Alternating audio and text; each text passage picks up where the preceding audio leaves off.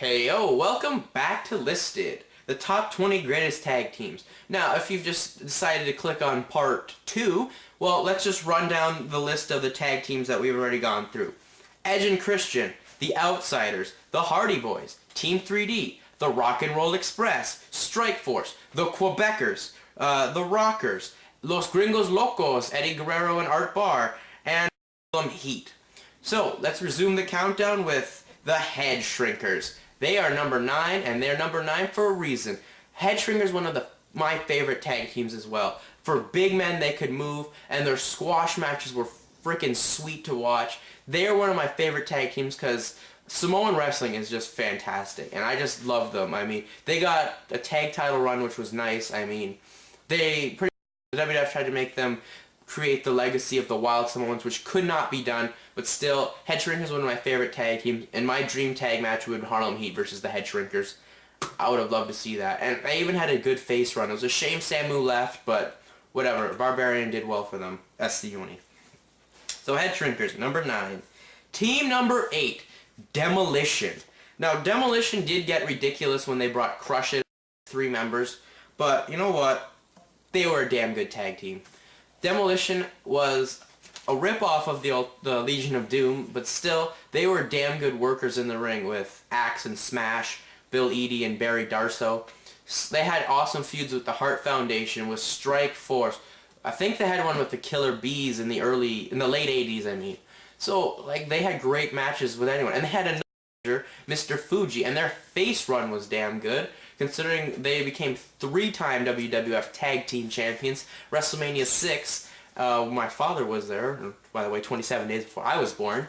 So yeah, Demolition, one of the better tag teams. They were definitely the better workers in the ring than the Legion of Doom, but still, Demolition got to be on the list. So Demolition coming in at number 8. Now, number 7 is the Nasty Boys. The Nasty Boys are on this list, ladies and gentlemen, because of their unique style and their smash mouth wrestling. I mean, there was nothing really pretty to them, but they're one of the greatest tag teams ever.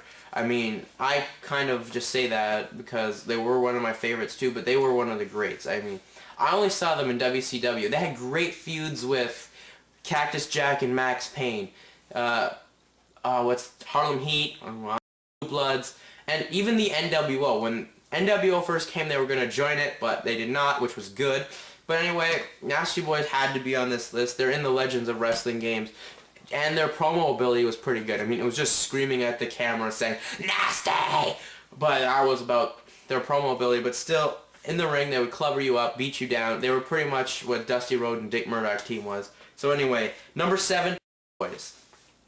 Team number 6, the Brain Busters. Now, this is the section where the teams pretty much get damn good in the ring. Number 6, the Brain Busters. The Brain Busters are one of the most fluidly executed, well-oiled machine tag teams ever. Arn Anderson and Tully Blanchard. Now, they were fucking sweet in the NWA with the 4 Horsemen. Their feuds with the Legion of Doom, the Rock and Roll Express, anyone was damn good. Tully Blanchard could piss the fans off. Arn Anderson was a amazing wrestler. As much as people cut him up about being friends with Ric Flair, I think Arn Anderson was one of the best in the ring, tag team, singles, whatever. And when they came to the WWF, it was great because they actually had a damn good manager in the NWA, but they had a way better manager when they came to the WWF, and Bobby the Brain Heenan. Heenan would do great promos with them, but Tully will top that, so they would just talk them in, and they actually became champions. And they had a good match with Demolition at SummerSlam, I believe 89, yes, SummerSlam 89. So, the Brain Busters, team number 6 on this countdown. Team number 5, ooh, only 4 to go. Team number 5, the Hart Foundation. Jim the Anvil Neidhart and Bret the Hitman Hart. One of the best tag teams ever. Now, they only did get thrown together. Bret Hart felt that Neidhart and Jimmy Hart had the same last name, but still, one of the best tag teams ever. I mean, they had an element that I think every tag team should pretty much have. I mean, they have the awesome wrestler and the powerhouse. So when their opponent would face them, they'd have to match up with 2 different styles, which was great for the ring. I mean, they had fucking sweet anyone. I mean, their matches with the Rockers, Demolition, the Nasty Boys at WrestleMania 7, good match. Who else would they have feuded with? anyone you feud with them, great stuff. I mean, their feuds with the Bulldogs, thank you, great feud there. Oh my god, they're Bulldogs. You would talk about what they did, and oh my god, you like watch their match and go home and be like, that was the best match. And these two, fantastic. Hart Foundation, team number 5. Team number 4 is the British Bulldogs, Davey Boy Smith and the Dynamite Kid. Now they're obviously on this list because they are one of the best tag teams ever. They have the 5th longest reign in WWE Tag Team title history, winning the titles at WrestleMania 2. But honestly, they were great. I mean, they had that same element in Davey Boy, and they had a technical wrestler in the Dynamite Kid who could fly. I mean, both their stuff, like the Bulldogs and Bret Hart stuff from Stampede, awesome. And then when they got into the WWF, you had even more great matches with each other. And the Bulldogs are one of my favorite tag teams, and I think anyone else they held England down. So that's why they're team number 3. Now this may be the team that catches people off guard. Team number 3 is the Eliminators. The Eliminators were one of the best tag teams that ECW created. Probably the best tag team they created, because they did some crazy stuff, John Cronus and Perry Saturn. I mean, you had a great finisher where Saturn would leg sweep and Cronus would do a spinning heel kick and take you down, but still, WWF had got a hold of them. I mean, imagine what they could have done for their tag division in '97.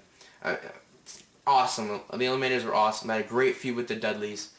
Fantastic. Eliminators were apparently supposed to be the next great tag team in all of wrestling. Shame that Saturn went to WCW and left Cronus in ECW, but still, number 3 tag team. Team number 2, the Steiner Brothers. Yeah, that's right, the Steiner. I mean, now they're back together, and it's gonna be a joke like what it was in WCW after Scott's heel turn. But still, the Steiner Brothers had great matches in WCW in the early days with I believe.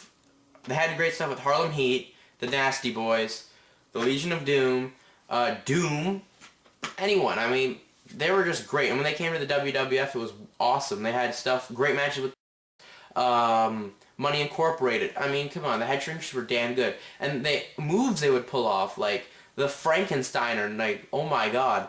A big man doing that was unbelievable. So, and their Bulldog finisher, freaking sweet. So the Steiner Brothers are team number 2. Now, team number 1, no surprise here, is the Legion of Doom. The Legion of Doom is the best tag team to ever happen in wrestling because first match they won tag titles. They pretty much owned every territory in the 80s, and when they came to the WWF, they had great matches with anyone. They had awesome promo abilities. They had an amazing mouthpiece with Paul Ellering. I mean, they did make him a joke in the WWF with that stupid mascot thing they had, but still, great team. And they would intimidate the opponent just with shoulder pads with spikes and the face paint, and they'd plug into each other with their haircuts. Great stuff. One of the most innovative tag teams ever, and it was at the start of when wrestling became dark and eerie. So anyway, that's why the Legion of Doom is number 1. Thanks for watching Listed. I will try to put more videos up today, but anyway, peace out, and I'm done for the day.